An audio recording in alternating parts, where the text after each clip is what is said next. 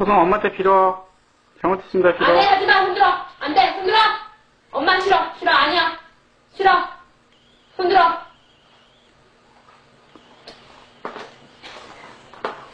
손들지 마. 이거 누구한테 이거 해서? 엄마가 하지 말라 그랬잖아. 이러면 나쁜 손이라고 했어, 안 했어? 또 손 똑바로 들어.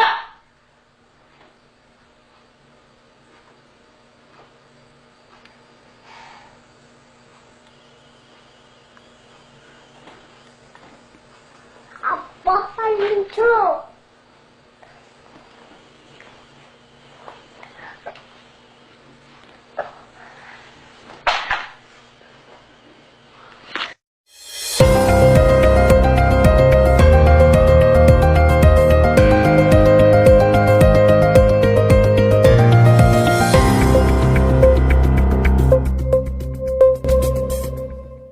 बिस्मिल्लाहिर्रहमानिर्रहीम। अस्सलामुअलैकुम नाज़रीन इकराम, आज हम हाज़िर हैं हफ्ते वाले दिन का प्रोग्राम लेकर, जिसका मौजू है मैं और मेरा घर। घरों में सबसे मुश्किल जो मरला होता है वो बच्चों की तरबियत होती है।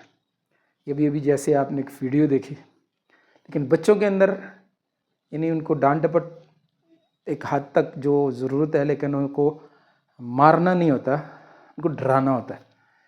मारूंगा, मारूंगी, जैसे अभी वो औरत अपने बच्चे को डरा रही है। लेकिन बच्चों के अंदर दो चीज़ें जो है ना वो कॉमन होती हैं, एक तो शरारत और दूसरा प्यार।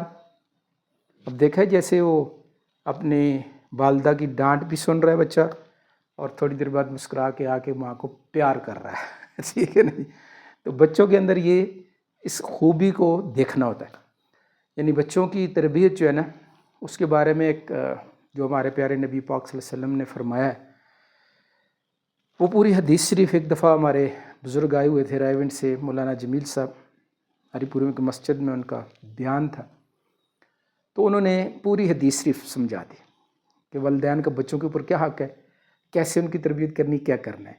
उन्होंने ये बात समझाई कि बच्चा जब पैदा हो तो उसके एक कान में अजान, दूसरे में दाएं कान में अजान, बाएं में इकामत कहना। 7 दिन का हो जाए उसके ख़तने करवाना, उसके बाल कटवा के उनके वज़न के बराबर चांदी सदका करना, अच्छा सा नाम रखना। और कहते हैं कि जब बोलना सीखे तो उसको ला इलाहा इल्लल्लाह सिखाना। 4-5 साल का हो जाए उसे अल्लाह के रसूल सल्लल्लाहु अलैहि वसल्लम का तारफ़ करवाना, मौत, कब्र, आखिरत, जन्नत, जहन्नम का तारफ़ करवाना। 7 बरस का हो जाए तो उसको जो है नमाज का कहना, और फिर उसकी अच्छी तालीम और तरबियत जारी रखना। 10 बरस का हो जाए तो उसको नमाज न पढ़ने के ऊपर तंबी करना।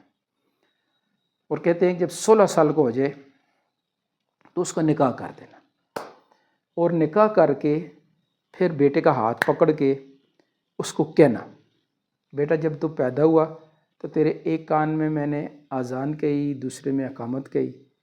7 दिन का हुआ तो मैंने तुम्हारा अच्छा सा नाम जो मेरी समझ में था रखा, तुम्हारे बाल के बराबर चांदी सदका की, उनको कटवाया, खतने करवाए, अकीका किया।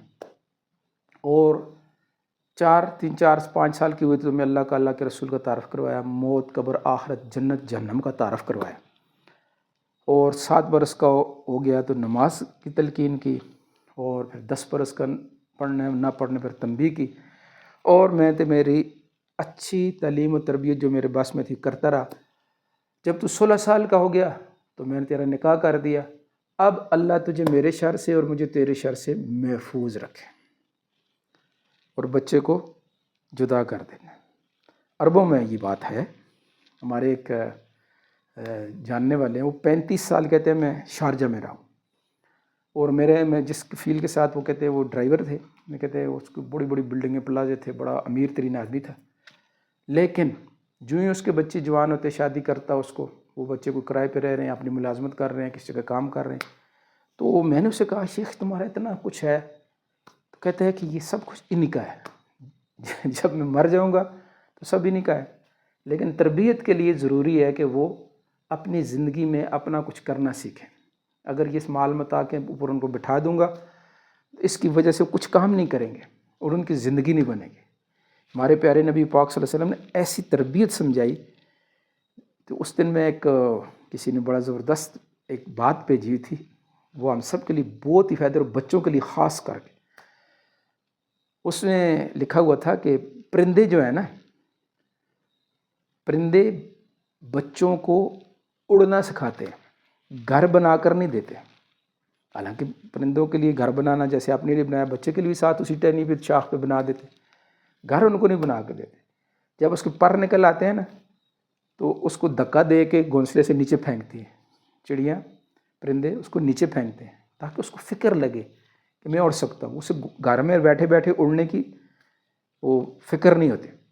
تو اس کو نیچے آپ نے دیکھا ہوگا ان کو نیچے پھینکتے ہیں. نیچے پھر وہ کوئی بلیاں شلیاں یا کوئی چیز بچے شچے دوڑے تو اوپر سے وہ سارے شور کر رہے تھے، شور کو کہتے ہیں اڑو اڑو اڑو اڑو ورنہ یہ تمہیں مار دیں گے، کھا جائیں گے. پھر وہ تھوڑا سا اڑتا ہے. پھر تو کہتے ہیں ماں باپ پرندے جو ہیں بچوں کو صرف اڑنا سکھاتے ہیں، گھر بنا کر نہیں دیتے. وہ پھر جب اڑنا ان کو آ جاتا ہے تو پھر وہ سارے کام خود بخود کرتے رہتے ہیں.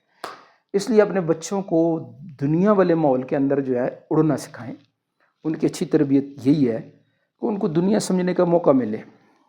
تو ایسے جب دنیا میں وہ دین ایسا سمجھا کے پوری چیز سمجھا کے جب ان کو اللہ کے سپرد کریں گے تو وہ یقیناً کچھ ہاتھ پاؤں ماریں گے، کچھ بہتری کریں گے. اس کے اندر اللہ پاک جو ہے ان کی تربیت بھی کریں گے اور اللہ پاک کا تعلق بھی قائم ہوگا. جب پیچھے سے جو ہے نا وہ ڈور کٹتی ہے نا تو جب پرندہ پرواز میں نکلتا ہے تو پھر اللہ پاک کی توکل پہ نکلتا ہے. تو اس لیے اپنے بچوں کی تربیت کرنی ہے اچھے انداز میں، دینی ماحول میں. اور حدیث شریف کا مفہوم ہے کہ والدین کی طرف سے بچوں کے لیے بہترین عطیہ، بہترین ہدیہ کیا ہے؟ اچھی تعلیم اور تربیت. مال دولت نہیں فرمایا، کیا ہے؟ اچھی تعلیم اور تربیت. اس سے وہ خود بخود جو ہے آگے پرواز کریں گے. تو سب اس کی کوشش کریں گے نا. کل ہمارا پروگرام ہوگا اتوار والے دن میں اور میری تعلیم. تو پروگرام کو آگے شیئر ضرور کرنا ہے. تو کل تک کے لیے اجازت. اللہ حافظ.